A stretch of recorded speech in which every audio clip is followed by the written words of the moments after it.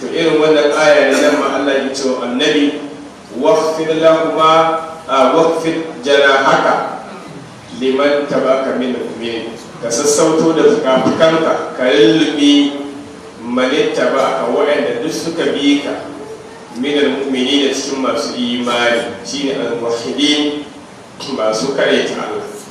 Kuma lalle annabi sallallahu alaihi wa alihi wa sallam ya zama cikakken masoyi ga al'ummarsa bisa umarnin Allah, har Allah da kansa yake siffar da cewa harisun alaikum bil mu'minina ra'ufur rahim. Annabi mai tsananin harisun alaikum, mai tsananin kwaɗayin nema muku alheri, duk wani alherin da zai same ku annabi na matukar son wannan abu. Kuma bil mu'minina ra'ufur rahim, game da masu imani yana da rahama, yana da tausayawa. Haka manzon Allah yake, hatta kuma matakin da gurin tsanani mafi girma annabi baya kiran kowa sai ya kuma firgici ran alkiyama. Ba a taɓa yin firgici irin na ran alkiyama, amma a wannan ranar ɗin ma shi dai annabi cewa ki al'ummarsa. Lokacin da Allah maɗauki ya ce masa na ba ka mutum 70,000 daga cikin al'ummar ka za su shiga aljanna ko hisabi babu, ɗan ba mu sani, shi kaɗai ya san kayansa, amma a haka sai ce ya Allah iya 70,000 kawai wayanda za su shiga aljanna ba hisabi ne, iya 70,000 ya Allah a ƙara ne. Sai ya ce to kowane mutum ɗaya cikin 70,000 ɗin za a ba shi yan rakiya mutum 70,000, su ma za su shiga aljanna babu hisabi saboda wannan mutum ɗaya. Kaga ai ƙaunar da annabi yake mana da tausayawa ne yasa ba ma na ma yana ƙara nema mana alheri. An fahimta ko? Don haka Allah ya ce waqfid janahaka liman ittaba'aka minal mu'minin, ka sassauto da fukafukanka alin janibaka, ka tausasa mu'amalarka liman ittaba'aka minal mu'minin, ga waɗanda suka bi ka cikin masu imani. Shi yasa Allah ce fa bima rahmatin min Allah linta lahum walau kunta fazzan ghalizal qalbi lam faddu min hawlik. Saboda rahamar Allah ce ta sa linta lahum ka tausasa musu, ba wanda ya kai annabi tausayawa. Walau kunta fazzan ghalizal qalbi, da annabi ya zama mai fushi, mai kaulin zuciya, mai ɗacin rai, lam faddu min hawlik, ce da sun bar gefen. Amma annabi mai tsananin tausayawa ne. Ƙaramin yaro in yana zuwa majalisar annabi ran da bai zo ba, sai annabi ya tambaya ni yaron nan da yake zuwa me ya faru da yau ba mu gaishe baya da lafiya, annabi zai je shi har gidan a je a duba shi. Har ta kai wanda ba musulmi ba in bai da lafiyar annabi zai je sa har gida a je a duba shi a yi masa abin alheri. Wanda ke cikin da manzon Allah ya yi masa wulakanci, amma da ya shiga hali na bashi za a je a kulle shi, annabi ne ya zo ya karya wannan ya karya wannan ya karya wannan, ya je ya fanso shi ce ka dawo gidan. To kaga wannan abubuwan da manzon Allah ya ji musu na tausayawa, wani fa dole ta sa ba wai dan ya gamsu da da'awar manzon Allah, amma mu'amalar da annabi yake yi da shi dole kawai ya sallama. Kawai wannan mu'amalar ba wanda zai yi kawai sai in manzon Allah ne. In ba annabi ne daga Allah ba wanda ya isa iya wannan mu'amala. Kawai na yi imani, ba wai an karanta masa ayoyi da hadisai wai yaji ya fahimta ba. A mu'amalar da annabi ya shi ita ce ta jawo shi.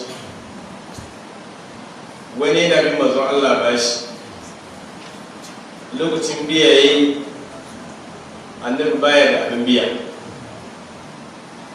kuma bashin da yake bin annabin fa wani ne ya zo gidansa za a yi suna,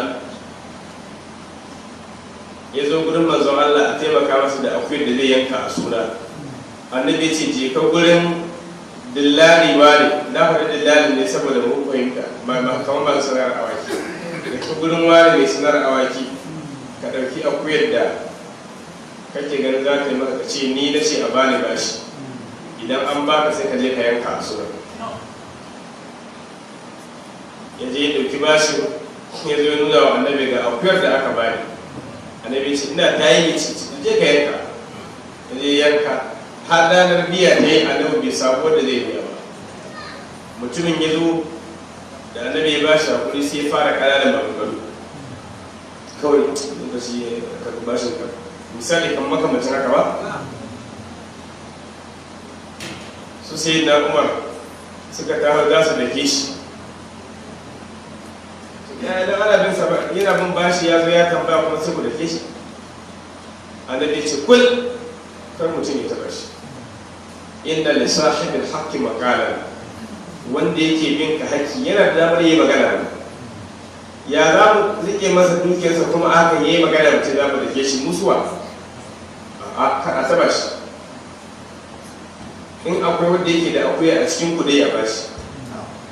Usman radiyallahu anhu ya ce akwai, ya dauko wata katuwar akuya ya kawo, sai Umar ya ce ba zai yi wannan akuya ta ko da aka karɓa daga gurinsa girma, sai dai a nemi karamar akuya.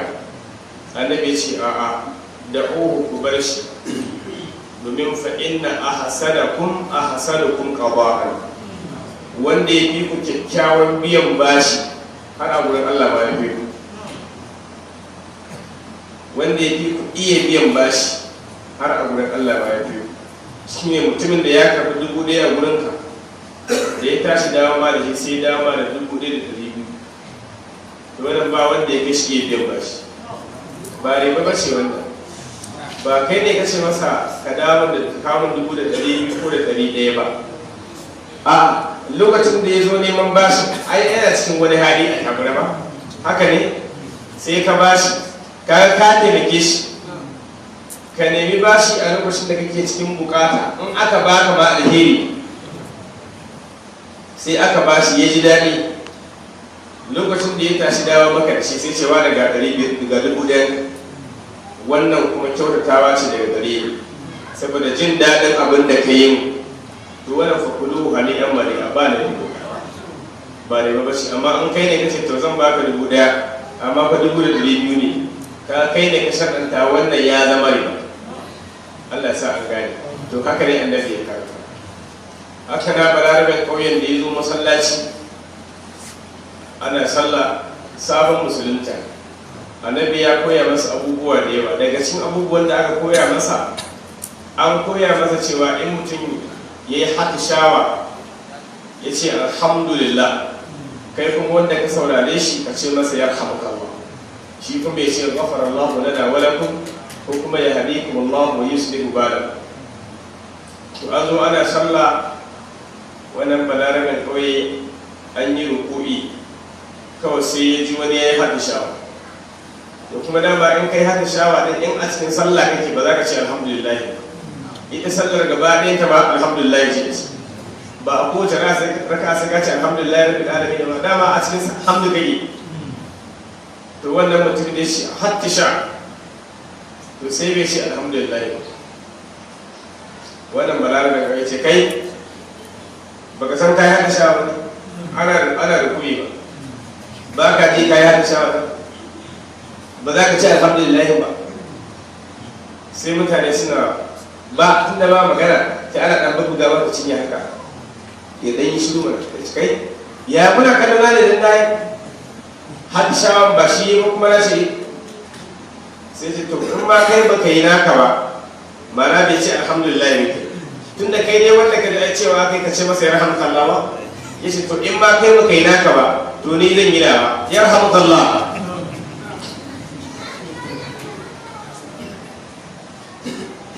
Ko da aka kammala sallah sai manzon Allah ya ce bari da mutakallimu fi salat, wane ne yake magana a sallan nan? Aka fara hadal arabi, wannan ba kauyen ne, wannan ba kauyen ne. Kaga in balarabe ya ce maka a arabi yana nufin ba kauye, domin mutum ya zo cin kashe wannan ba kauyen ne, ai akwai wani nau'i na muzantawa a ciki, ko ba ga ba, wannan ba kauyen ne. Ya ce wallahi ya yi tsammanin annabi zai nemi da duka ne, amma abin da ya bashi manzo Allah ya ce wallahi ma darabani wala sabbani walan taharani, annabi bai duke ni ba, bai zage ni ba, bai yi min tsawa ba. Wa inna ma qala, kawai abinda annabi ya ce inna hadhihi as-salah la yasluhu fiha shay'un min kalamin nas, inna ma hiya at-takbiru wat-tahmidu wat-tasbihu wa qira'atu al-Qur'an. ai ba a yin magana irin magana na al'ada tsakanin mutane. Kawai abin da ake a sallah Allahu akbar, karatun Qur'ani, tahmidi, takbiri, tasbihi sune kadai a sallah. Da nan wannan balarabe ce wallahi ma ra'aytu mu'addiban wala mu'alliman khayran min rasulillah. Ban taba kallon wani malami ko mai tarbiyya wanda ya kai manzon Allah. To da kaga yayi wani abin da ya kamata a masa wani abu ya kuma ba mara komai ba. Kawai sai aka dan masa nasiha aka wuce. To saboda wannan kyawawan dabi'u na manzon Allah, Allah ya ce fa bi rahmatin min Allah lan tanahu. Don haka Allah ya ce mana waqtin janahaka ka kaskantar da kafukanka ka kyautata mu'amalar kalimar taba'aka min al-mu'minin ga waɗanda suka bi ka cikin masu imani. Fa in asauka in suka saba maka ay ashiratu su dangin na in suka saba maka gurku masu imani fa kullahu ka ce da su inni bari'un mimma ta'malun. Ni fa na kubuta daga duk abin da kuke aikatawa min ibadati ghayri Allah na bautar wani Allah. Dama wa'azi Allah ya ce da yi muku kuma na isa. Don haka bayan ka kubuta da su wata wakal sai ka dogara bilwawi wal fa. Kana iya cewa wata wakal ko kuma a karanta fata wakal. Wata wakal kuma ka dogara shine in ka ce wata wakal. In za ka fasa ka ce wata wakal kuma ka dogara. In kuma ka kawo fa'un wadda ta kama da fa'u sababiyya, in ka ce fata wakal ta ce to sai ka dogara. Haka za ka fara da hausa. Tun da ka baranta da su sai ka dogara. Ko kuma wata wakal bayan ka baranta da su kuma ka dogara. An gane ko al-azizi, aka dogara ga Allah al-azizi wanda shine mabuwayi da babu wani abin da ke gagara Allah.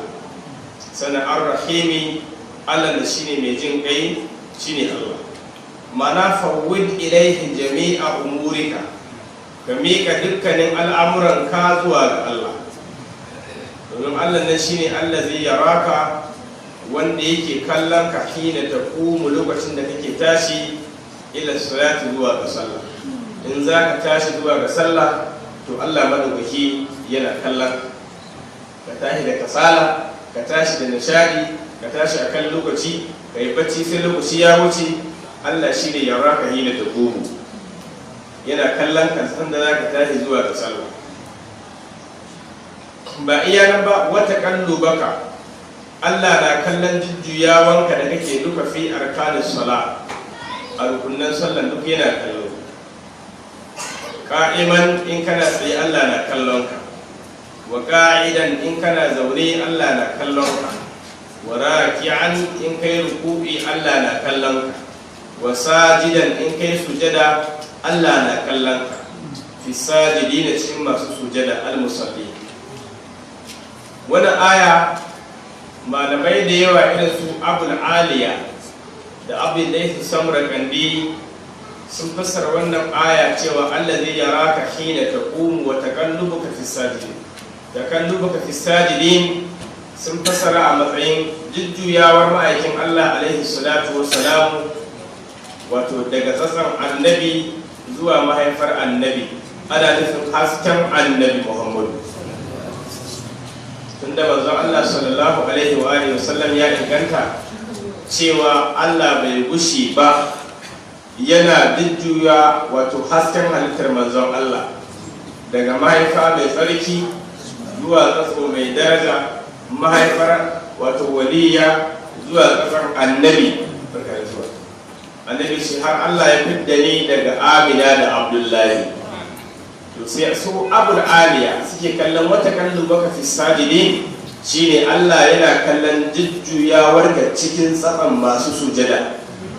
Ba tuna samun wani wanda ya ɗauki hasken manzon Allah kuma ya zama mai bautar gunki ba. An gane ko? Duk wanda ya ɗauki wato hasken manzon Allah ba za ka samu mai bautar gunki ba ne, waliyin Allah ne, salihin bawa ne, wani ma annabi. Da nan annabi ya cirowa daga nan zuwa nan, daga nan zuwa nan, har yanzu kan waliyi da waliya na ƙarshe da suka ɗau haskensa su ne sayyidina Abdullahi da kuma sayyidatuna Aminatu binti Wahb al-Zuhuriyya, dukkan su waliyan Allah. sigar da aka yi ta auren wato mahaifin manzon Allah da mahaifiyar manzon Allah, duk nan babu wanda aurensa ko na wasu aka sami irin wannan sigar. Amma a kan kana kallon wai kai ne musulmi, su ba musulmai ba ne. Wayannan mutane guda biyu su wai ba ma musulmi ba ne, su iyayen musulunci ne ba gaba daya. Domin da babu su watakila da ba musulunci, don da ba alai Muhammadu. Kuma sannan yanzu yau aka ce annabi ya zo masallacin nan,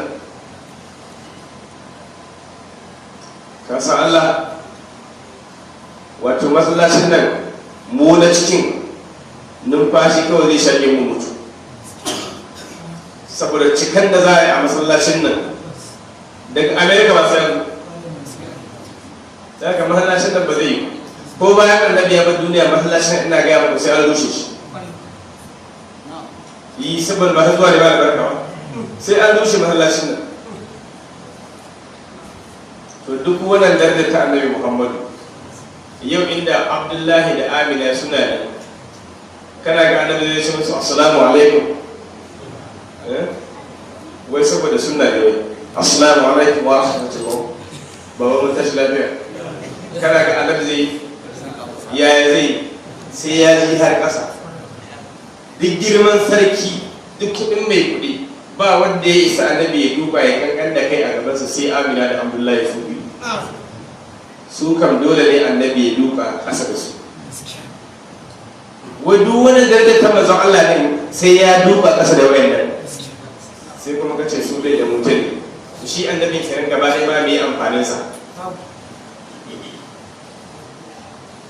Ba su ne ko an fahimci. Wani kirista ne yana mukabala da wani musulmi. Ya ce to ni a kada kiristanci mu da kawai, a kiristanci din komai yana nan ya fi sauki. Don kaga yanzu misali annabin hukunci ba zai ceto ba, duk bayanan zai yi ceto hukunci ƙarya ne. Mu kuma gashi ya tabbata a Bible Yesu almasihu zai yi ceto ɗaya ke. Sannan annabin kun ce iyayensa ba 'yan wuta ne. Mu kuma gashi a Bible mahaifiyar Jesus wato Mary 'yar aljanna ce. To kaga namu addinin kamar ya dan ko ba haka ba, tunda ku annabin ku ya kasa kaiwa iyayensa ba, to ku ina kuke da garantar zai kai. Allah sa na bayyana mutum ne ya kasa ciyar da babansa, to baban na wuri yin waya da kwana yawa, amma kai kuma yace ka zo na dauki nauyin abincin ka na rayuwar gaba daya. Anya sai dai mahaukaci ne ba, amma mai hankali ba zai haka ba. Da aka wata kallo baka fi sajidin, akwai masu fasarawa a matsayin jujjuyawar ma'aikin Allah daga tsatsan annabi zuwa waliyi zuwa salih, har Allah ya da shi daga Amina da Abdullahi salamullahi alaihi wa innahu huwas samiul alim. Lalle Allah madaukaki shine mai ji, duk abin da ake faɗa Allah na ji. Wa aslu qawlakum aw jaharu bi innahu alimun bi zati sudur. In kaje kai a koyi, kaje kai a bayyana, duk ɗaya ne a wurin Allah, domin innahu alimun bi zati sudur. Wa in tajhar bil qawli fa innahu ya'lamu sirra wa akhfa. In ka bayyana magana ma daidai ne, domin shi Allah ya alamu sirra, ya san sirri. Sirri shi ne abin da ka kira mutum cewa da ko biyu, kaga mu nan ba za mu sani, to Allah ya san wannan. Wa akhfa, ya san abin da ya fi sirri, ya san abin da shi koyuwarsa har ya fi da sirri ma. To abin da yake ranka ba ka riga ka faɗa ba, ai duniya ba wanda ya sani ba, to shi wannan ba Allah ya sani, wannan ba Allah ya sani. Zaka innahu huwas samiul alim, Allah mai ji ne, al-alimu mai masani. Har kuna bi'ukun, shin kuna sa in ba ku labari ne ya ku kafaran Makka da kuka ce wai aljanu ke kawo Qur'ani, in ba ku labari alaman tanazzalu shayatin, asalinsa alaman tanazzalu shayatin, tatanazzalu, amma sai aka shafe ta'un guda daya aka shige da cikin nunin, sai aka yi wa nunin din karfi, aka yi wa zalun karfi, tanazzalu shayatin. An gane kun bi hasbihi da ta'aini min al-asli, an shafe ɗayan ta'un guda biyu daga asali. kuna son gaya muku suwa aljanu ke sauka gurinsu? To tanaddalu asalinsa shi ma kan tanaddalu, aljanu suna sassaukowa ne ala kulli afakin akan duk wani makaryaci. Makaryaci to shedanu ke koyin masa wannan ƙarya, ka zaɓin mai yawan ƙarya, a fimin mai yawan sabon Allah fadiri, mithla musailama, kamar dai musailama kazzabi wanda yake shi ma annabi, wa kamar misalin aswadul ansi.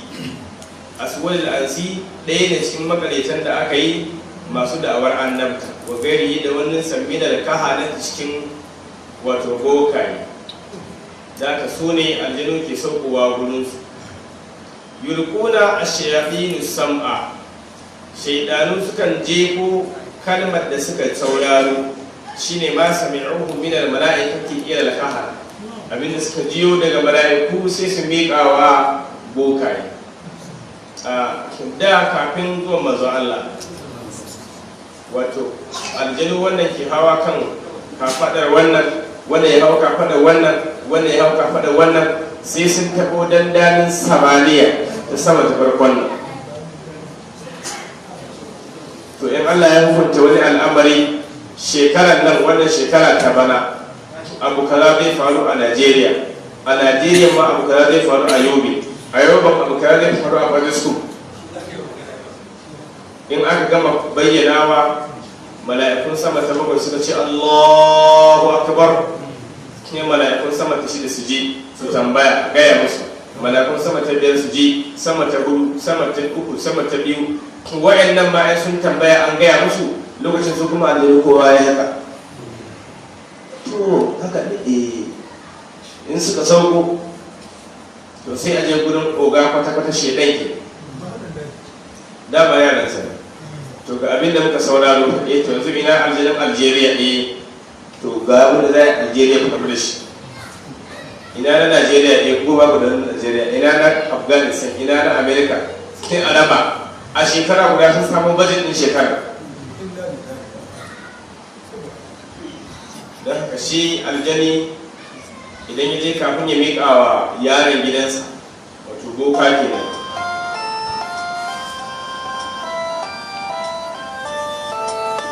in za a kawo waya nan a rika sata a flight mode, a sata a jirgi yadda kowa kira ba za ta shigo ba.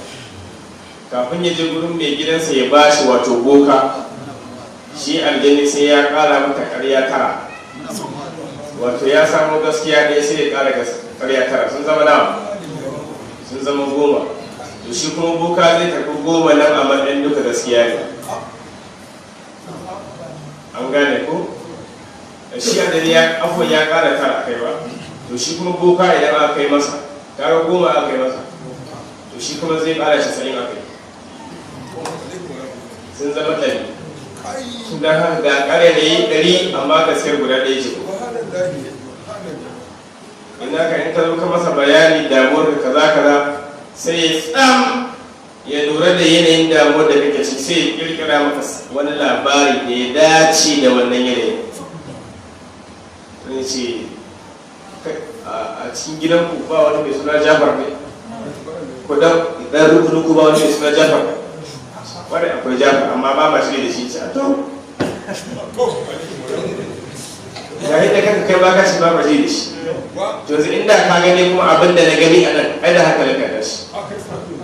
To wannan Jafar din kullum zai wuce wallahi sai ya rade ni, a shaida ma ba gane ba. To sai ya karanta yanayinka, sai ya kirkira maka labari daidai da yanayinka, kuma sai sarra.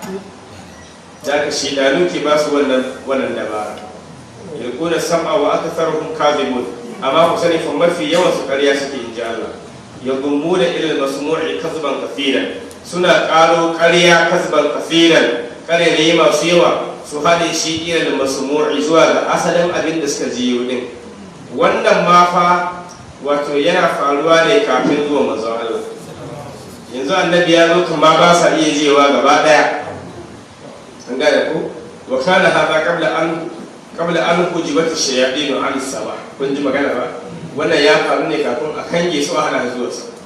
a yanzu kan wa inna kunna naq'udu minha maq'ida lisam faman yastami' al'ana yajid lahu shihaba rasula. yanzu kan duk wanda yace zai je Allah ya aje wasu manyan taurari masu gadi.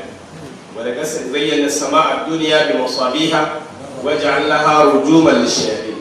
mun yi wa saman duniya ado da taurari daga can yana da kyau ya burge ka kawai, amma suna da wani aiki banda wannan adam shine rujuman lishayatin. babban aikin su shine jifan shedanu da shi. har yanzu aljanna ba su fasa ba wai za su je su ji, sun tsammani irin bayani sai sun yi ayayi sun hau sai ka ga wato wani yanki na wuta tar mu kuma sai mu ce mashi. haka dai mashi ne, tun da jiba aka da shi. mashi me ake da mashi?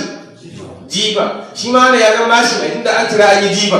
mashi ne, amma wanda aka jefa aljanu ba kowa aka jefa da shi ba sai aljanu. wa aktharuhum kadhibun. sai Allah ya ce wa shu'ara. wani ikon Allah, wannan surar gaba ɗayanta sunanta surar mawaka, amma sai da surar ta zo karewa a ayoyin da suke ƙasa da 10 sannan ma a magana mawaka.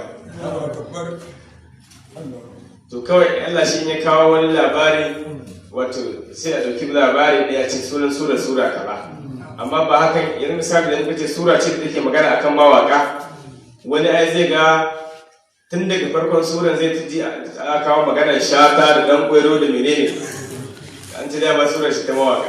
sai ga har an zo kusan ƙarshe tun ba a kira mawaki ko da yawa. dangane kamar suratul baqara, kaga da kawo shi kisar, kaga a farkon suran ma ba maganar baqara ne, sai ka dan je can sai a maka maganar baqara da aka yanka kaza, daga nan kuma an mance da baqara ma gaba daya, sai a ta maganar hukuncen aure, saki, azumi da sauransu. to kamar haka ne. haka sai da aka zo kusan ƙarshe sai Allah ce wa shu'ara. an gane ku kun ga su mawaka.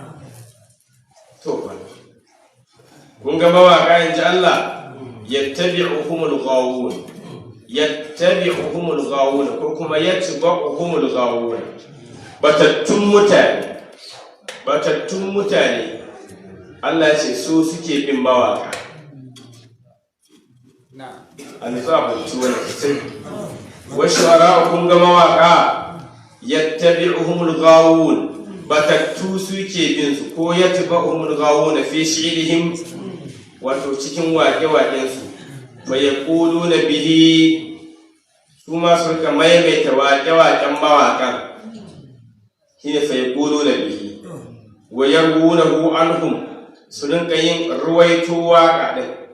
wani ya yi waka a wani guri, sai wanda ya rawaito waka, daga ake rawaitan hadisi, shi ma da ya rawaito kawai sai ya kawo maka labarin waka. kaga wakan da dan gwaro ce kaza din nan, kaga ya rawaito maka, shine isnadi, waka kuma ita ce matani. an gane ko? fahum mazmumuna, dan haka gaba ɗayan su ababen zargi ne, da masu yin wakan, da masu sauraron wakan, da waɗanda ke rawaito waƙan, gaba ɗayansu mazmumu da ababen zargi ne. alamtar shin ba ka gani, baka sani ba su mawaƙa annahum fi kulli wadin, a kowane kwari min audiyatul kalami, daga kullukan magana. kulli wadin, a kowane kwari min audiyatul kalami, daga kwalluka na yin magana, wa fununihi, da fannonin magana daban-daban. yahimuna, wato anan suke ɗimuwa, suke kutsawa. ba wani nau'i, idan yanzu akwai magana da ba kowa ya san nau'in magana kaza nau'i kaza ba, amma mawaƙi ya san magana mai kyau, ya san mara kyau, ya san na yabo, ya san na zambo, abubuwa da ya makamantan haka. an gane to mawaƙi ne zai maka wannan tsiya. yamduna, suna kutsawa ciki, fayujawizuna al-hadda, sai kaga sun wuce iyaka, sun wuce gona da iri. madhan wa hija'an, madhan gurin yabo, wa hija'an ko kuma gurin zagi, duka ga sai ga sun wuce gona da iri. sai ga yabon an wuce, ya wuce ka'ida, gurin zagi ma aka zo zagi shi ma zagin sai ga ya wuce ka'ida. Wa annahum yaquluna kuma su mawaka suna faɗar abinda ma la yaf'aluna abinda ba sa aikatawa.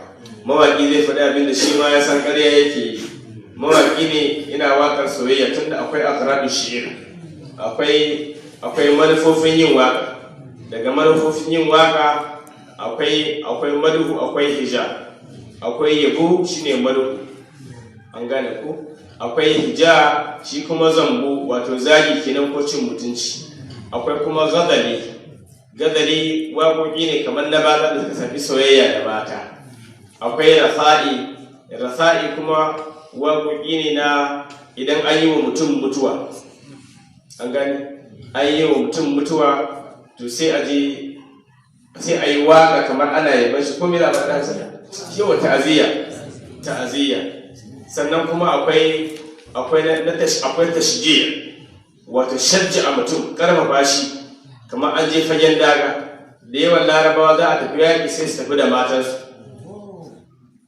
an gane. Shi kuma waƙi ga ka a gaban matarka sai fara koɗa ka da waƙoƙi kuma ga waƙa kanka na kumbura ga matarka tana bayan, to haka wallahi har aka shi ba zai gudu ba.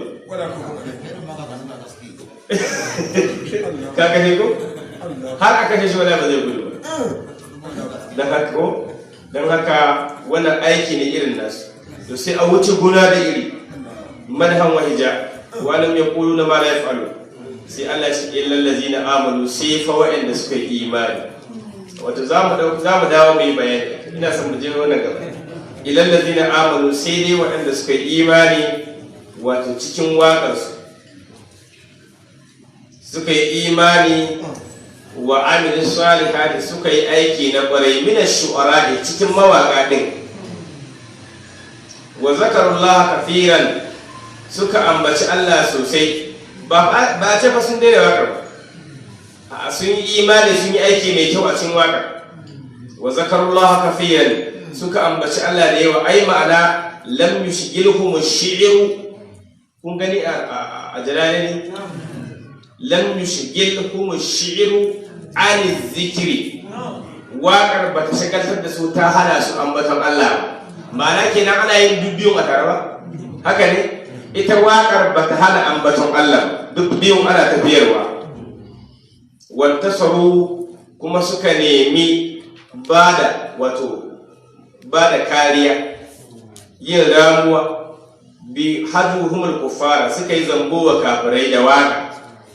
Min ba'da ma zulimu, bayan da aka zalunce su, an gane ku, bi hajjul kuffari lahum, kafirai suka yi musu zambo fi jumlatul mu'minin, cikin jumlar masu imani. Falaisu mazmumi da waɗannan ba ababen zargi bane. Da waƙar ta sai ba da kariya wa musulunci, ya ba da kariya wa manzon Allah, waɗannan ba abin zargi bane. Domin Allah madaukaki ya ce la yuhibbu Allahu al-jahra bis-su'i min al-qawli illa man zulima. Allah baya son a bayyana mummunan zance illa man zulima, sai wanda aka zalunta.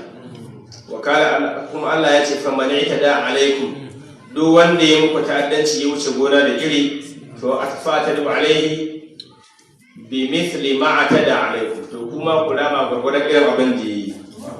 Sai Allah ya ce wa sayalamu allazina zalamu, da sannu wanda suka yi zalunci min ash-shu'ara, cikin mawaka suka yi zalunci cikin waƙarsu, wa gairuhum da wasunsu, za su san ayyamun kalabin wace makoma ce yankalibu da za su koma, yarji'una ba'da al-maut, za su ina za su koma. Suratul shu'ara ta kare. To wannan ayoyi daga wasu shu'ara ya dauki mulgawun, suna yabo, suna suka tare da yabon mawaka, duk biyu. Ayoyin sun yabi mawaka kuma sun soki mawaka.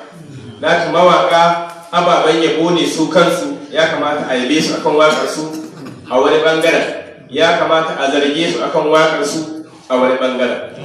Larabawa kamar da ji na gaya muku sun tashi a zamanin da ba zamanin yanzu su makasa larabawa da yawa ba su yi waka ba, amma sun tashi a zamanin da wanda manzo Allah ya zo, wato wanda ya iya zance magana da harshe mai kyau, da iya zayyano magana da kwalliya da ƙaye da burgewa. an gane ko ya san balaga, yana da fasaha, ya san bade, akwai ma'ani, ya iya waka, to wannan shine wani kenan a cikin jama'a. To sai Allah ya turo manzon Allah da littafin da ya zama gagarbadau. Duk mawaki in ya duba littafin sai ga duk tsarin da yake bukata na wakan gashi akwai, kuma akwai tsarin da ya fi ƙarfin na waka. To in ka ce mawaki ne kusan kamar kayi daidai, kuma amma nashin ya fi ƙarfin waka har yanzu. To abin sai gaba ya rikitar da kai. Har suna cewa a ina da tariku alihatina li sha'irin majnunin, shin za mu bar allolin mu saboda wannan mawaƙin? Allah ce ba mawaƙi bane, ma allamnahu shi'ra wa ma yanbaghi la, ba mu koya masa shi'iri waka ba, illa iyaka dai an bashi abin da ya girmi wakan, ya fi ƙarfin wakan ne kawai. To shi kansa annabi sallallahu alaihi wa alihi wa sallam a ranar da ya zo duniya, an gane ko? Da ya zo duniya, ina so ɗauko mara tun ta asali ne. Ga wani wasu ‘yan baituka kaɗan alasa in same su a nan. Bayan haifuwar annabi sallallahu alaihi wa alihi wa sallam, akwai babbansa, akwai babbansa wanda sun ce kakansa Abdul Muttalib, shi ne ya ɗauki manzo Allah sallallahu alaihi wa sallama ya je Ka'aba da shi. Fa adkhalahu ala hubal fi jawfil Ka'aba, ya shigar da shi cikin Ka'aba din. A Ka'aban kuma akwai wani gunkin su da ake cewa Hubal. Fa qama Abdullah yad'u Allah, ba yad'u Hubal ba. Yad'u Allah, ba yad'u Hubal ba. Yad'u Allah, yana roƙon Allah, wa yashkuru Allah allazi a'dahu iyyahu. Yana gode wa Allah da ya bashi wannan yaro. Tun annabi yana da wata gane waka haka laraba suka taso, sai kakan annabi ke cewa as-sa'adu lillahi allazi a'dani hadha al-gulam ad-dayyib al-ardani qad sa'ada fil madi al-gilmani u'izuhu billahi zil arkani hatta yakuna bulgatul fityani hatta urahu baligh al-gunani u'izuhu min kulli zi shan'ani من حاسد مضطرب الأناني ذي همة ليس له عينان حتى أراه رافع اللسان أنت الذي سميت في الفرقان. wannan musulmi ne yake magana ko kafiri? Kafiri na ya san summita fil qur'ani fil furqani. Qur'anin ma bai zo ba, annabin na jariri, yau aka haifi annabi yau. Sai ga kuma irin maganar da wannan bawan Allah yake, Allah ce suratul furqani, tabaraka alladhi nazzala al-furqana ala abdihi liyakuna lil alamin nazira. Amma a ran da aka yi manzon Allah da kakansa da cewa anta alladhi summita fil qur'an fil furqani, kuma yace fi kutubin sabitatil mafani. Mafani ba haka Allah ce ba, wala ga naka sab'an min al-mafani. Kuma wannan dan an ce kafiri ne fi sabilillah, kai ba za ka gano waliyi ne garnakagin waliyi ba.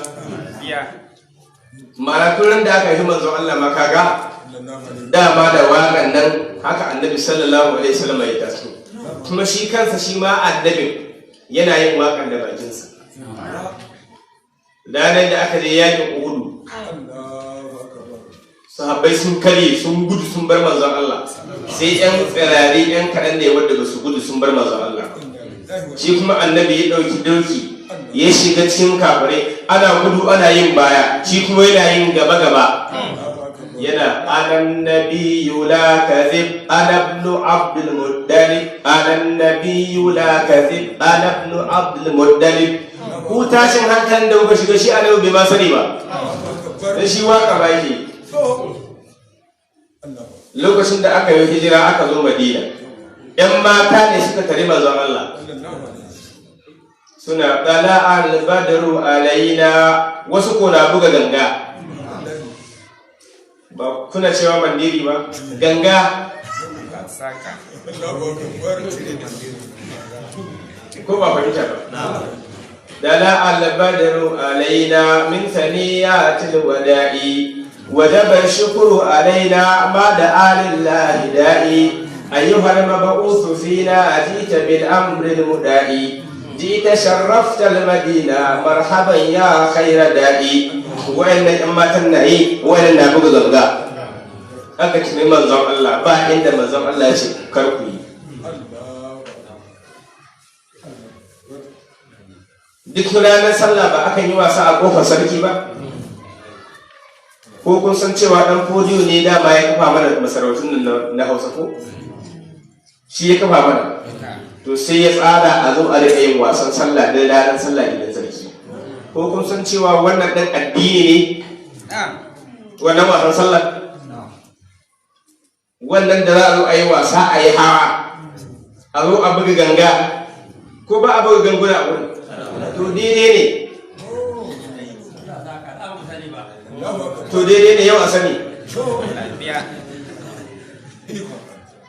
Imam al-Bukhari ya rawaci hadisin a babin sallar idi wasu 'yan mata guda biyu sun zo gidan manzon Allah to ana kada ganga a waje 'yan mata sai suka shigo har ɗakin manzon Allah annabi na ɗakin na Aisha ɗaya budurwa tana buga ganga ɗaya tana waƙe manzon Allah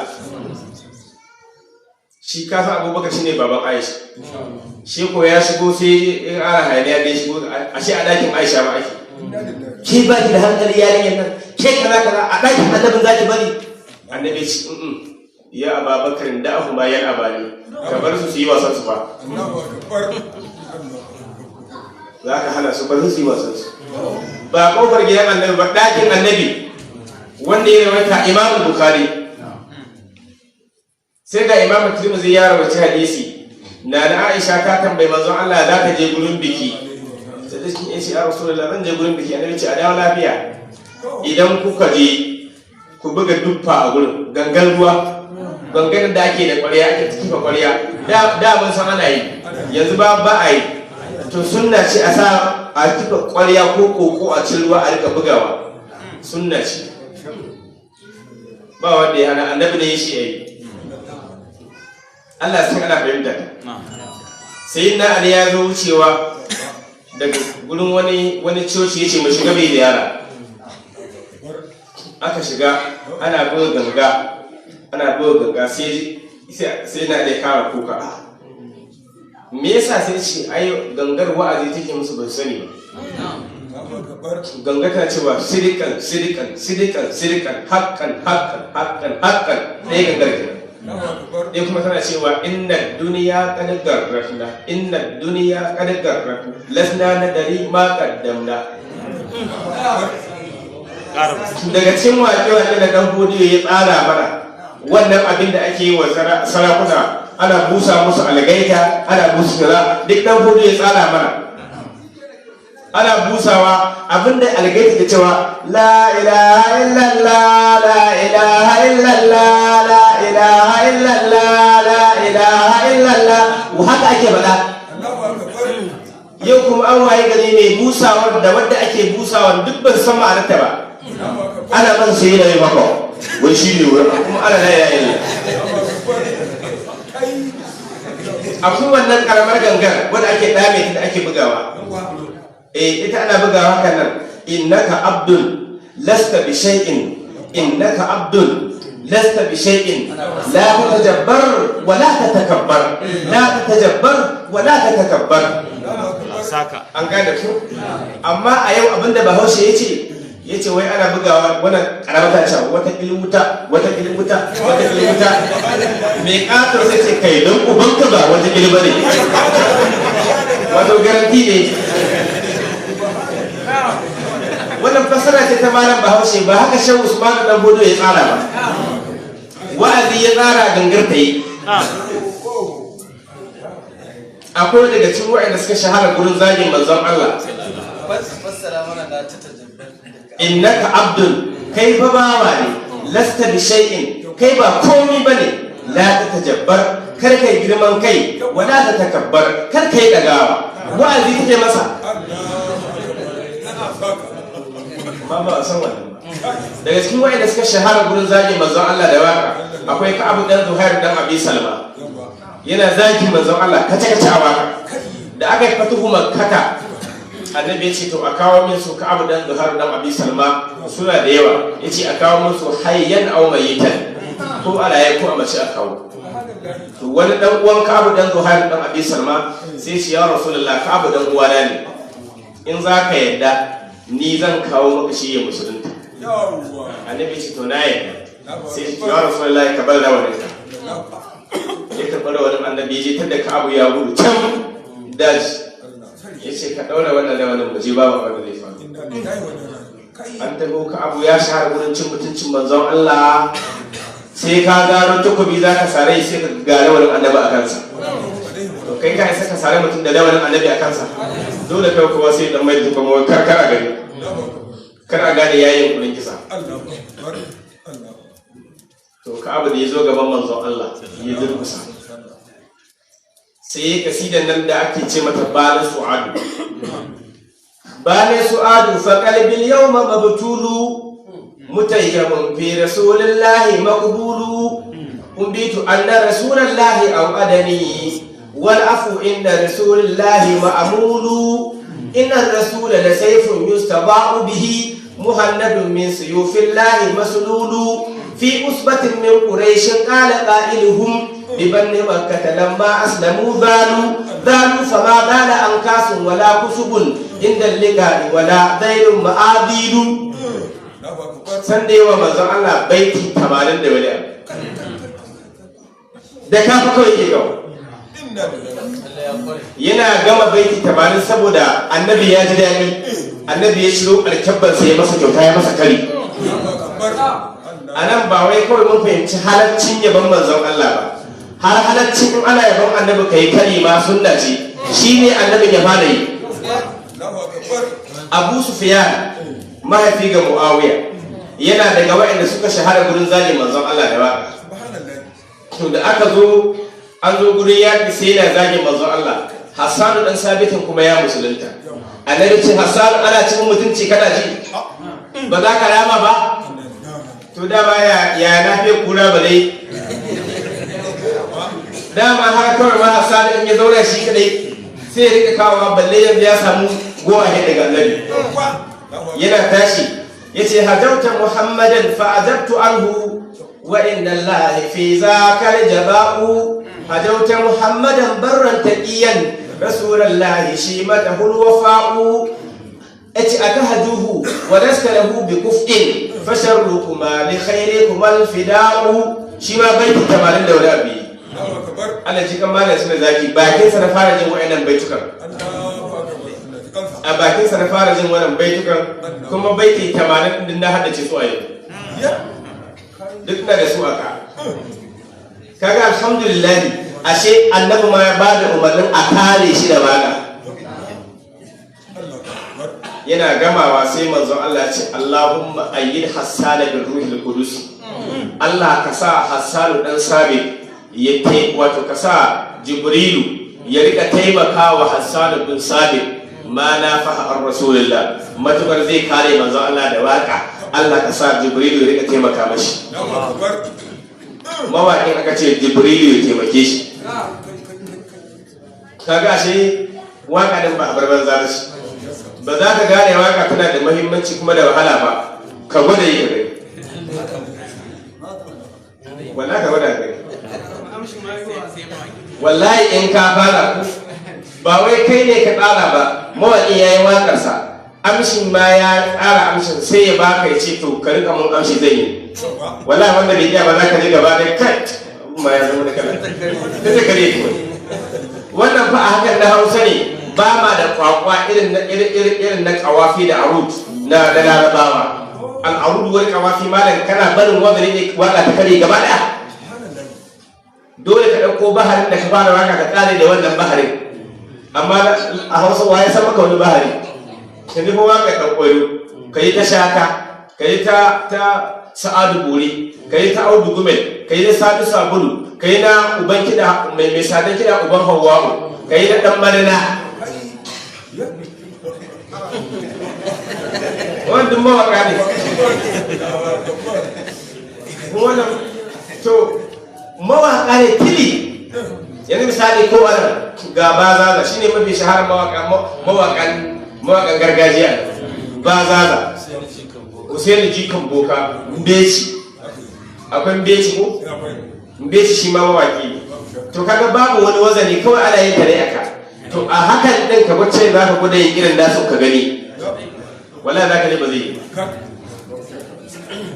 to amma kuma akwai masu yin waƙan da a gurin yabo sai su wuce gona da iri su kai matakin da ya wuce shari'a ko ba fahimta yana daga cikin waɗanda suka yi manzon Allah sallallahu alaihi wasallam akwai Shehu Ibrahim Inyas rayuwarsa ma gaba ɗaya baya da wani aikin da ya wuce ba manzon Allah ko wakati wa sa'ati saraftu li zikri haka yake cewa da lokacinsa da mintuna da awanni da duka yace na ambatar annabi salatan wa marhamin ko salatan annabi ko yabon annabi ɗayan biyu ne kuma ya ce ba za ka taɓa kallon ambaton wani da ba annabi ba a bakin salata zikir siwahu fi fu'adi wa lisani wani annabi dai a bakina ko harshe na babu to kaga wannan ai ya kai makura gurin soyayyar annabi amma shi kuma sai aka zo ana yabansa sai aka kai shi Allah gaba daya wani ce ni dai barhama nake bautawa dan shi ya haliccan shi ne mai bani abin da nake so ba zan yi faɗi ba kaga wannan ai kuskure ne ba wannan waka ta sama shirka ce gaba daya kowa gane amma shi Ibrahim a karan kansa malami ne waliyin Allah wanda ya karantar da soyayyar manzon Allah kowa fahimta sunan yana daga cikin waɗanda suka shahara da yaban manzon Allah akwai Yusuf ibn Ismail Nabahani akwai Imam al-Busiri mai Al-Burda da Hamziya akwai kuma Al-Fazazi ya shahara da yaban manzon Allah mawaƙan suna da yawa to sai dai har a fagen yaban manzon Allah akan samu waɗanda suke yin zamiya domin duk wanda ya kai manzon Allah matakin Allah ko dan Allah ya wuce gurin da yake amma in baka ce annabi Allah bane baka ce dan Allah bane to duk abin da ka faɗa kawai da amar da alhun da sara fi nabiyihim wa hakum bima shita marhab bihi wa takimi duk abin da ka faɗa ga manzon Allah baka kai iyakarsa ba haka na yana daga cikin waƙe-waƙen da ba sa da laifi amma suna zama da laifi waƙe-waƙen siyasa ba laifi a waƙar siyasa amma kuma yin sharri da kasafi da jifa da mummunan abin da ba gaskiya ba ne wanda shi laifi ne ana wuce gona da iri gudun wannan kamar ka ɗauki rarara yanzu rarara in ya sa ka gama a waka da waka ɗaya sai kalli ba kana jera kowa ya zanka a matsayin mutumin kirki da waka ɗaya kuma sai ya jera ta zanka a matsayin mutumin banza wanda kaga duk ƙarya yake zai yabe ka yau ne gobe ya zage ka shi yasa Allah ya ce innahum yaquluna ma la yaf'aluna suna faɗa abin da ba haka bane lakin mutane a kiyaye wannan yana daga cikin waƙe-waƙe wato haka kawai in kai wa mutum kyauta don balagar da yakan waƙe kyauta ita kanta kyauta kai ba an yi gambu ma shi gambu iya ɓarayi yake waƙewa shi iya ɓarayi ne kawai in ba ɓara ba ne kai baka cancance maka wannan ni wannan ne mai cewa in kaji sunan kibiya kyallu to kwanta a kwanin kunya waye shi dan kawo shi kuma yace in kai sunan kibiya killu to kwata a kwarin kunya na jin shi ma bawa maki a barayi yake tunda ka je ce sunan kibiyar hako ba ka bane to duk wannan ba laifi bane amma wuce gona da iri kuma laifi lokaci ya kusa ko ya bayi to dan haka waka ba ta da laifi a shari'a amma idan aka wuce gona da iri kuma laifi wani zai iya ce mana ai in ana yaban manzon Allah ina ganin ana da rangaji haka wani zai iya faɗa ku to ne da Qur'ani ni dai ban san ayar da tace wala talawu ba wala talawu kar ku rawa wala talawu na aramomin ne akwai taron ran bayan ke bakin sa ina jin babu idan mutum yana karanta alqur'ani misali yasin wal qur'anil hakim innaka laminal mursalin ala siratin mustaqim tanzilul azizir rahim idan ai na bakin sa shine karatun ku shi kuma haka din shi kuma menene to ina hukunci haka waye yace haka ko ba ai haka ai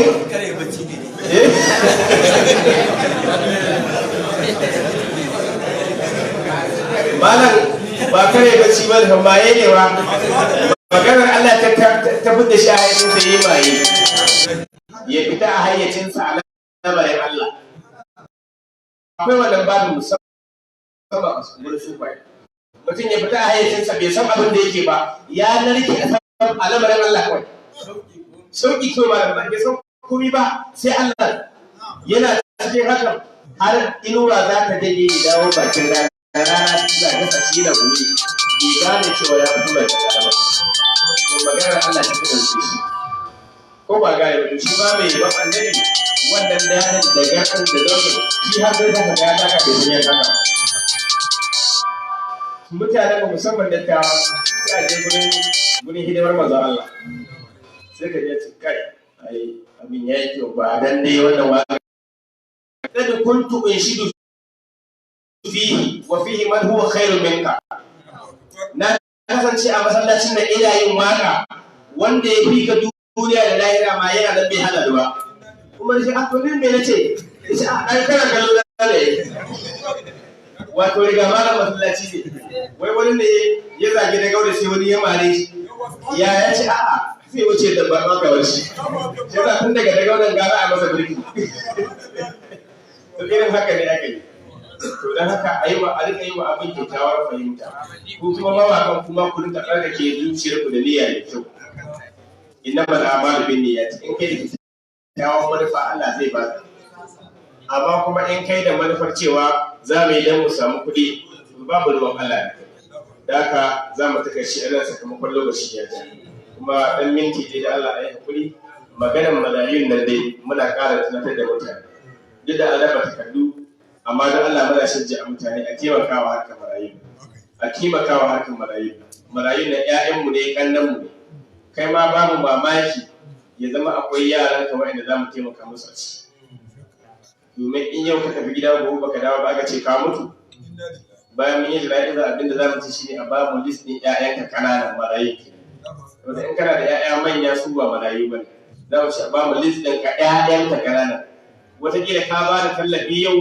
gobe mu karɓo ƴaƴanka mu saka su a ciki tunda iyayen su mai tunda suka mutum ba wai saboda gajiyawa ko gazawa ko da a'a lokacin da yi mun fa idza ja'a ajaluhum sa'atan wala yastaqdimu kai ma wasan kula ka yau ne ko gobe ne to don Allah a taimaka fi sabilillah assalamu alaikum wa rahmatullah